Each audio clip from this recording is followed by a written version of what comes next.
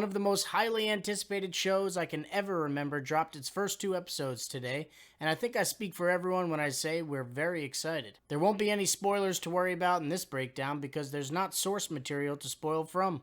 This show is based on the appendices of The Lord of the Rings, and the writers are essentially writing their own story based on what they've got. The Amazon Prime series debuted today with 2 episodes, and while the casual fan might be able to surf across its story amongst the humans, elves, dwarves, and Harfeet, from thousands of years before the times of Bilbo and Frodo, my ancestor, there's a lot of detail to decode and much to explain. So... Come on, come in! Welcome, welcome.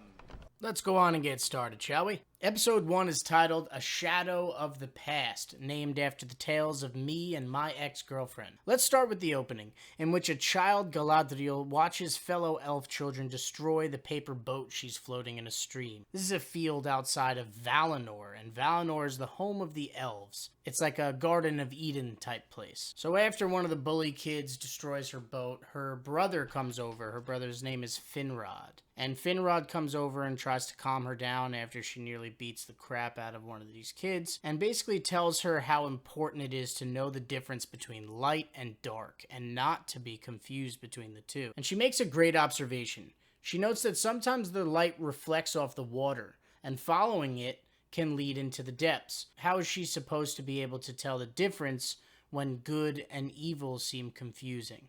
And he whispers something to her, but it's not until the end of the episode that we actually hear what he said. And what we know now of what he says is, sometimes we cannot know until we have touched the darkness. I think this statement is really kind of a theme for the entire series of the show. When we eventually see Galadriel in the Lord of the Rings movies, she's very noble and good because she had a lot of first-hand experience in the depths, or against evil. Now let's take a second to talk about the War of Wrath. So the Rings of Power is set in Tolkien's Second Age, as we know. And in the beginning of this first episode, we see a bit of a prologue to that, as we glimpse the world war that ravages Middle-earth at the end of the First Age. And that's the battle against Morgoth and his apprentice, Sauron. And it'll eventually take the life of Finrod.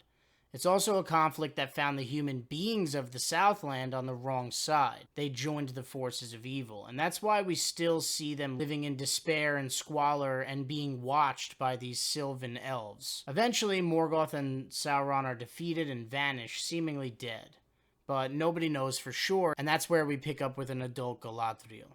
She is fully convinced that the evil they fought had not been fully extinguished, and we know that, of course, is true based on the Lord of the Rings. In his search for Sauron after the war, Finrod does eventually lose his life, and this leads to be the biggest contributing factor for Galadriel to continue to do what she does, and that's search for this evil. So Galadriel continues this quest. She spends centuries hunting orcs and searching for clues about where Sauron is or if he even still exists. And we pick up her story with her and some fellow warriors climbing this cliff in Forodwaith. Today, Junior!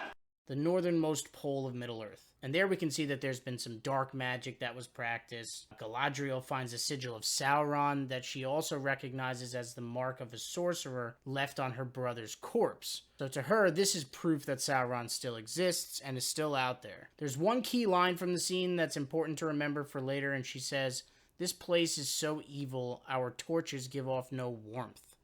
From here, we go over to the Southlands, and the Southlands are basically the lands of men. And this is where you can see that there's some sylvan elves like Arondir. They're standing watch over these people. They don't trust them, they resent them, but they obey nonetheless. Essentially, you can think of this as like an occupied country. Now, Arondir and the local healer Bronwyn have this kind of secret fling going on. Shall we shag now, or shall we shag later? Elves and humans aren't supposed to mix, but it's also not very cool for an elf to fraternize with those who are being policed. But when Gil-galad, king of the elves, announces that the days of peace have begun, and the sylvan elves who are standing watch over the Southlands are being withdrawn, the region's now going to be ungoverned by outsiders, unprotected. When Arondir goes to share this information with Bronwyn, they're interrupted by a man who brought his cow to the healer, and the cow's udders gave out this black, kind of gunky looking stuff. Ah! Ah! Oh, yes!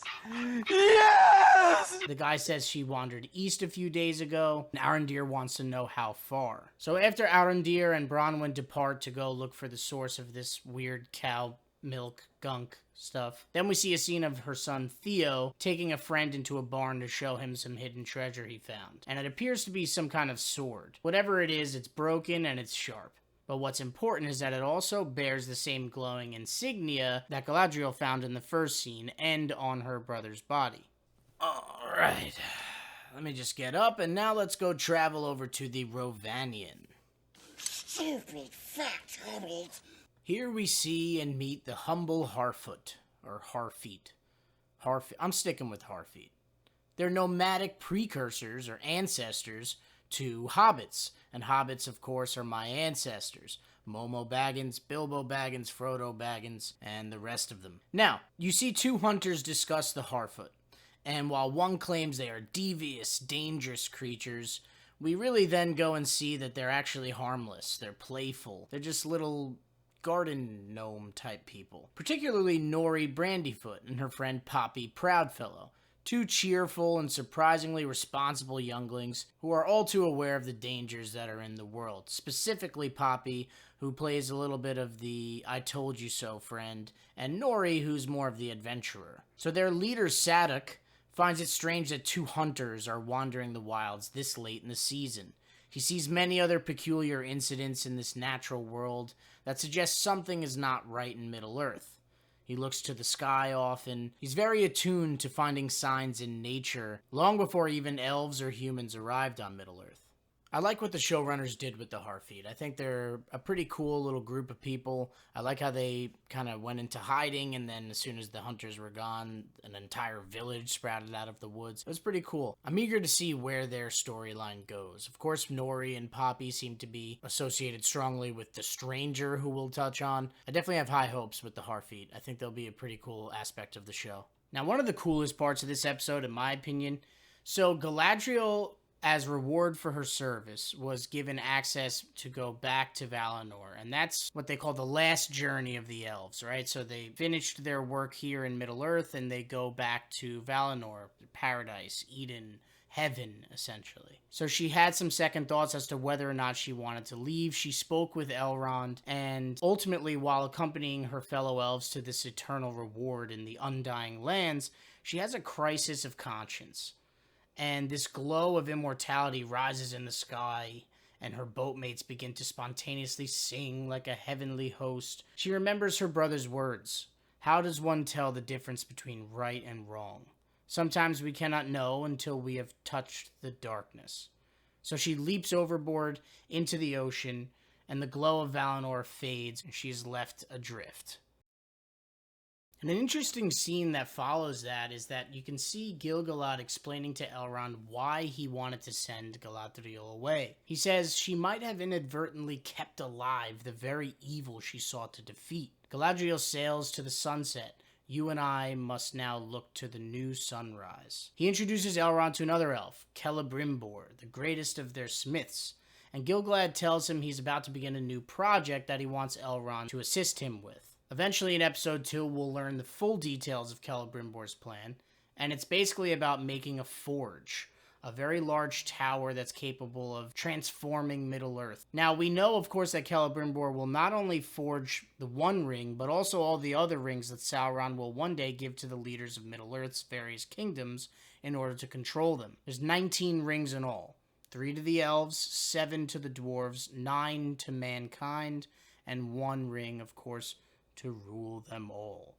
So we pick back up with Arondir and Bronwyn as they get to this town in their investigation of the cow with the gunky black milk. What they find is the town is in ruins, but they also don't find any bodies. So as the viewer, we're wondering, I wonder what that's all about. Maybe they were taken. That's the best case scenario. But we also know that if orcs were involved here, it's very possible that... Looks like meat's back on the menu, boys! The episode ends with this theme of strange skies, and we see this fireball flying through the night sky, and all of the major characters observe it. There's a cool shot in there as the fireball's going that we can see some Ents. And not just an Ent, but a sapling, which is an Ent child. Pretty cool little detail there. I guess you can call that an Easter egg, but it's clearly having some sort of effect on nature in Middle-earth, this fireball. It crashes in the Rhovanion wilds, and it's discovered by Nori. In the center of this huge flaming crater is this bearded stranger guy. Now, viewed from above in the closing shot, it also looks as if it's in the middle of a giant flaming eye. And we all know where we've seen a giant flaming eye before. Overall, I think this first episode was a pretty good introduction. It gave us some backstory. You know, it packed in a whole age of information into the first 10 to 15 minutes. It was a little bit fast-moving, a little bit fast-paced. You know, ultimately, I think where Lord of the Rings shines is when there's just character moments and dialogue between two characters, two great characters that we love. This was action-packed. It was really setting up some of the major players in the show, and I think episode 2 ultimately kind of builds off of that. And so while episode 1, I would say, probably ranks as half a milk bone, I think episode 2 really shines as a full milk bone. But I want to know what you guys think. Did you love it? Did you hate it? Were there characters you loved, characters you hated? Talk to me. Write some comments down below, please. I'd love to see them. I'd love to respond to them. The videos are going to keep coming, guys. Whether you comment or not, I appreciate your support. I appreciate you stopping in. Baggins will continue to pump out videos. This Hobbit hole is not going anywhere. Thanks for joining. Please like, share, and subscribe, and Baggins out.